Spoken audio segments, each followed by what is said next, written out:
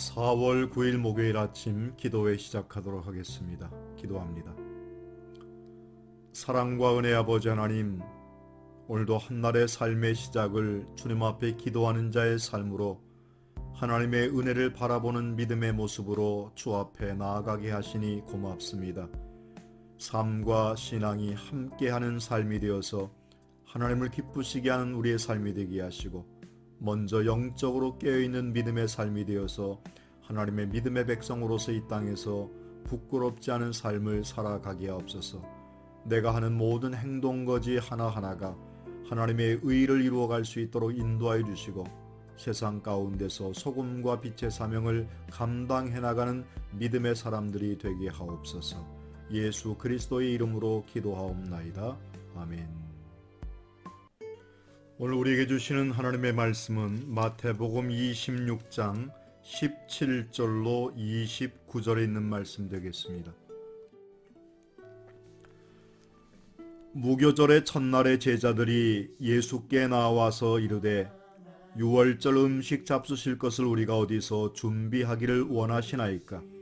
이르시되 성한 아무에게로 가서 이르되 선생님 말씀이 내 때가 가까이 왔으니 내 제자들과 함께 유월절을 내 집에서 지키겠다 하시더라 하라 하시니, 제자들이 예수께서 시키신 대로 하여 유월절을 준비하였더라. 저물 때에 예수께서 12 제자와 함께 앉으셨더니 그들이 먹을 때 이르시되 내가 진실로 너희에게 이르노니 너희 중에 한 사람이 나를 팔리라 하시니, 그들이 몹시 근심하여 각각 여짜오되 주여 나는 아니지요. 대답하여 이르시되 나와 함께 그릇에 손을 넣는 그가 나를 팔리라. 인자는 자기에 대하여 기록된 대로 가거니와 인자를 파는 그 사람에게는 화가 있으리로다. 그 사람은 차라리 태어나지 아니하였더라면 제게 좋을 뻔하였느니라. 예수를 파는 유다가 대답하여 이르되 랍비여 나는 아니지요. 대답하시되 내가 말하였도다 하시니라. 그들이 먹을 때에 예수께서 떡을 가지사 축복하시고 떼어 그 제자들에게 주시며 이르시되 받아 먹으라 이는 내 몸이라 하시고, 또 잔을 가지사 감사기도 하시고 그들에게 주시며 이르시되 너희가 다 이것을 마시라. 이것은 죄 사함을 얻게 하려고 많은 사람을 위하여 흘리는 바 나의 피 곧 언약의 피니라. 그러나 너희에게 이르노니 내가 포도나무에서 난 것을 이제부터 내 아버지의 나라에서 새 것으로 너희와 함께 마시는 날까지 마시지 아니하리라 하시니라. 아멘.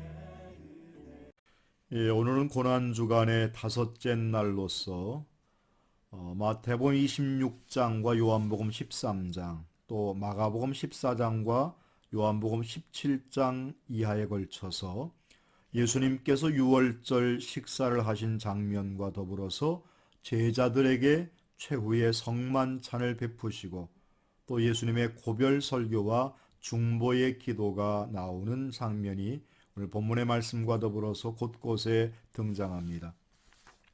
우리는 특별히 17절 이하에 보면 유월절에 잡수실 것을 우리가 어디서 준비하기를 원하시나이까 물었을 때에 예수님께서는 성한 아무에게 가서 이르되 선생님 말씀이 내 때가 가까이 왔으니 내 제자들과 함께 유월절을 내 집에서 지키겠다 하시더라 하라 하셨다라고 성경은 기록하고 있습니다. 주님을 공개했던 많은 사람들이 있죠. 특별히 예루살렘 근방에 있었던 베다니 지역에 가면 나사로와 마르다와 마리아, 이 3남매가 주님을 극진히 공개했었던 사람들이었고, 또 본문의 말씀에 보면 이 성 안에서 예수님과 그의 제자들이 유월절 행사를 치르기 전에 아름다운 모습으로 공개했던, 섬겼던 사람이 있는데, 바로 이 사람이 누군가 하면 마가 요한의 어머니, 그리고 바나바라고 하는 사람의 그 바나바가 마가 요한의 외삼촌이죠. 그러니까 그 집에서 예수님께서 했습니다. 참, 이 마가의 다락방이라고 우리가 일컫는 그의 집은 초대 기독교의 태동을 이루었고 성령의 임재가 함께하는 곳이었지만, 그곳은 이미 쓰임받은 곳이었기에 그와 같은 역사를 이룰 수 있다고 하는 사실을 우리는 다시 한번 깨닫게 됩니다. 아무 곳이나 역사가 일어나지 않습니다. 준비된 곳, 예비된 곳, 헌신된 그곳에, 아니 헌신과 믿음의 모습으로 예비하고 준비된 사람들에게 하나님은 하나님의 역사를 일으키시고 그를 통하여 아름다운 일들을 이루어 가신다는 사실입니다. 본문의 말씀을 통해서 예수님께서는 유월절 어린 양 대신 예수 그리스도의 사명을 말씀하고 있습니다. 그들에게 떡을 주시며 축복하시고 제자들에게 주시며 이르시되 받아 먹으라, 이것은 내 몸이라 하셨습니다. 요한복음 1장의 말씀에 가보면 나는 하늘로서 내려온 산떡이라 말씀하셨고, 말씀이 태초의 말씀이 계시니라, 이 말씀이 하나님과 함께 계셨으니 이 말씀이 곧 예수 그리스도이심을 말씀하고 있고, 하늘로부터 내려온 산떡임을 우리에게 말씀하고 있습니다. 에고 에이미 알토스, 나는 생명의 떡이다. 곧 그것은 우리에게 진정한 생명을 주시기 위해서 이 땅에 오신 예수 그리스도이심을 나타내고 있고, 예수님께서 이 땅에서 가장 마지막 사역이면서 클라이막스가 바로 뭐냐면 당신의 몸을 들여 많은 모든 믿음의 백성들을 구원하시는 이와 같은 사역이라는 겁니다. 특별히 더 나아가서 이제 예수님께서는 포도주를 주시며 이것을 받아 마시라, 이것은 죄 사함을 얻게 하려고 많은 사람을 흘리는 바 나의 피 곧 언약의 피라고 말씀하고 있습니다. 피는 생명을 상징합니다. 예수 그리스도께서 우리를 위하여 피 흘리셨기에 그 피의 흔적을 갖고 그 피를 믿는 자마다 우리가 새 삶을 얻고 하나님의 자녀가 되고 옛사람의 모습을 벗어버리고 거룩한 새 사람의 옷을 입게 된다 할 것입니다.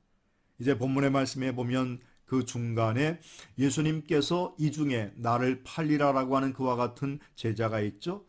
유다의 마음에 그와 같은 마음을 갖게 된 사단의 마음이, 사단이 그 속에 들어갔던 이유가 무엇입니까?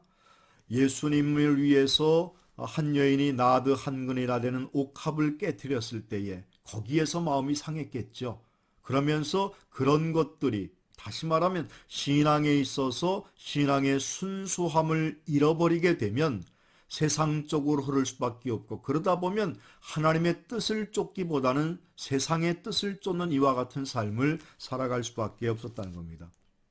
여러분 대체로 보면 아시지만 돈꾀를 맡았다고 하는 것은 회계를 보는 건데, 그래도 그와 같은 일은 최측근 아니면은 믿을 만한 사람, 또 많은 사람들에게 아주 공의롭고 많은 사람들이 그를 절대 의심하지 않을 만한 그와 같은 사람 아닙니까? 유다가 사실은 그와 같은 일을 맡았음에도 불구하고 그의 끝이 어땠습니까? 결국은 자기의 사리 사역을 위하여 일하게 되고, 신령한 하나님의 사역보다 주님과 함께 더불어서 복음 사역을 위해서라기보다는 자기의 육신의 영달과 안위를 위해서 살아왔던 삶의 모습이 있었던 것을 발견해 보게 됩니다. 모쪼록 저와 여러분이 신령한 은혜의 삶을 구하고 너희는 먼저 그의 나라와 그의 의를 구하라 하신 그 말씀을 마음에 새기고 하나님의 은혜를 구하는 믿음의 백성, 믿음의 성도가 되시기를 주님의 이름으로 축원합니다.